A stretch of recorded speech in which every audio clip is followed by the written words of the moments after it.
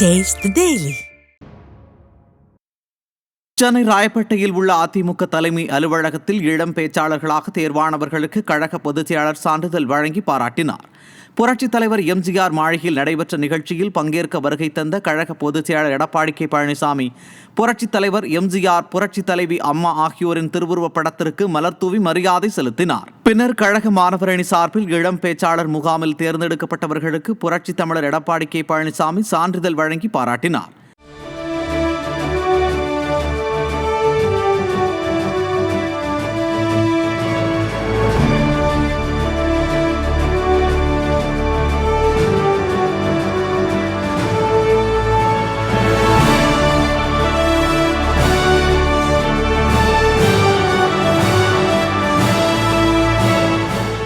இந்நிகழ்ச்சியில் கழக தலைமை நிலைய செயலாளரும் சட்டமன்ற எதிர்க்கட்சி கொறடாவுமான SP வேலுமணி, கழக பொருளாளர் திண்டுக்கல் ஸ்ரீனிவாசன், கழக துணை பொதுச் செயலாளர்கள் நத்தம் ரா விஸ்வநாதன் மற்றும் KP முனுசாமி, கழக மாணவரணி செயலாளர் சிங்கை ராமச்சந்திரன், கழக மாணவரணி தலைவர் கோவை சத்தியன் உள்ளிட்ட நிர்வாகிகள் பங்கேற்றனர்.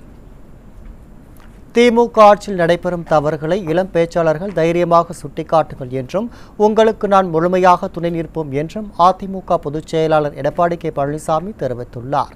சென்னையில் உள்ள கழக தலைமை அலுவலகத்தில் நடைபெற்ற இளம் பேச்சாளர்களுக்காக தேர்வானவர்களுக்கு சான்றிதழ் வழங்கும் விழாவில் பேசிய அவர், எதற்கும் அஞ்சாத படை அதிமுக படை என்றும் தைரியமூட்டியுள்ளார். இன்றைக்கு ஒரு மனிதனுக்கு வெற்றி தோல்வி என்பது மாறி மாறித்தான் வேணும். சாலையிலே மேடு பள்ளங்கள் எப்படி இருப்பது போல வெற்றி கண்டால் மகிழ்வதும் தோல்வி கண்டால் தோன்றுவதும் இருக்கக்கூடாது. இரண்டும் மாறி மாறிதான் வாழ்க்கையில் ஏற்படும். எத்தகைய சூழ்நிலையிலும் விடாமுயற்சி, உழைப்பு நிச்சயமாக ஒவ்வொருவரையும் உயர்வுக்கு அடித்தளமாக அமையும். அதே போல இங்க வந்திருக்கின்ற நம்முடைய இளம் பேச்சாளர் உண்மையிலேயே கொடுக்கப்பட்ட நேரம் அரை நிமிடத்தில் பேசுவது என்பது சாதாரண விஷயம் அல்ல. அந்த அரை நிமிடத்தை எப்படி பயன்படுத்தி எப்படிப்பட்ட கருத்துக்களை சொல்லி அதையும் சாதித்து காட்டக்கூடிய இளம் பேச்சாளர் நிரூபித்து காட்டுகிறது. அதே போல இங்கே இந்த இளம் பேச்சாளர்கள் மேடைகளை வந்து பேசுகின்ற பொழுது கிடைக்கின்ற 2 நிமிடத்தில் தங்களுடைய கருத்துக்களை ஆழமாக பதிவித்து சென்றுகிறீர்கள். இன்னும் சொன்ன போனால் என ஒரு 4-5 நாளிலே பிரசவம் தன்னுடைய குழந்தையை ஈண்டெடுக்கக்கூடிய தாய் ஸ்தானத்தில் இருக்கின்ற சகோதரி காயத்ரி அவர்கள் அழகாக அற்புதமாக இந்த நிலையிலும் இங்கே வந்து பேசினார்.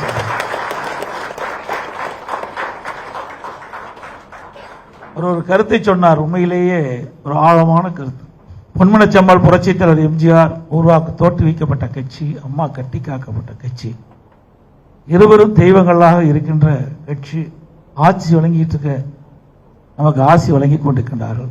அவர்கள் பேசுகின்ற பொழுது ஒரு கருத்தை சொன்னார். நான் இப்பொழுதுதான் கழகத்துக்கு வந்து சேர்ந்து இங்கே பேசுகின்ற வாய்ப்பை பெற்றேன். ஆனால் என்னுடைய குழந்தை கருவிலேயே பெற்றது சொன்னார். இதுவரை அனைத்து இந்திய அண்ணா திராவிட முன்னேற்ற கழக கட்சி இப்படிப்பட்ட வார்த்தை கருத்து இருக்கின்றதற்கா என்று கருதுகிறேன்.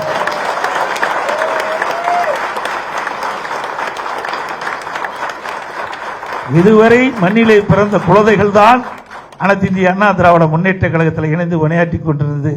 இனி கருவிலே இருக்கின்ற குழந்தை கூட அனைத்து இந்திய அண்ணா திராவிட முன்னேற்ற கழகத்தில் இருக்கும் என்பதை நிரூபித்து காட்டுகின்றார் சகோதரி காயத்ரி அவர்கள்.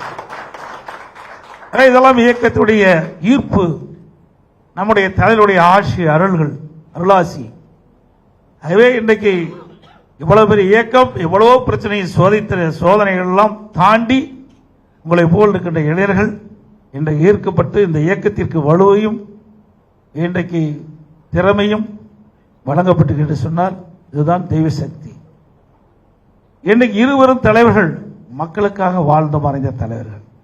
பொன்மனச்சம்மாள் புரட்சித் தலைவர் எம்ஜிஆர் அவர்களும் சரி, நீதியும் புரட்சித் தலைவி அம்மாவும் சரி, தங்களுடைய வாழ்நாள் முழுவதும் மக்களுக்காக அர்ப்பணித்து மக்களுக்காகவே வாழ்ந்த தலைவர்கள். அப்படிப்பட்ட அனைத்து இந்திய அண்ணா திராவிட முன்னேற்ற கழகம் சக்தி வாய்ந்த கழகம் என்பதை இருபெரும் தலைவருடைய ஆசையோடு இன்றைக்கு நடைபெற்றுக் கொண்டிருக்கின்றது. எத்தனையோ கட்சி தமிழகத்தில் இருக்கின்றன. எந்த கட்சிக்கும் இப்படிப்பட்ட சோதனை வந்தது கிடையாது.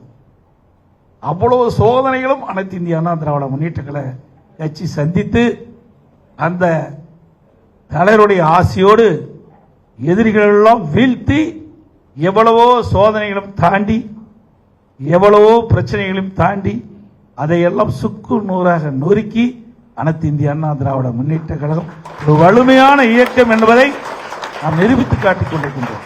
அதே போல திராவிட முன்னேற்ற கழக ஆட்சியில் நடைபெற்ற தவறுகளை தகரியமாக நீங்கள் சுட்டிக்காட்டலாம்.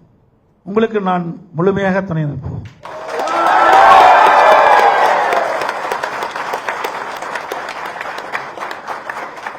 தமிழகத்திலே அதிக ஆட்சி செய்த அரசாங்கம் அதிமுக அரசாங்கம். பொன்விழா கண்ட கட்சி அனைத்து இந்திய அண்ணா திராவிட முன்னேற்ற கழகம்.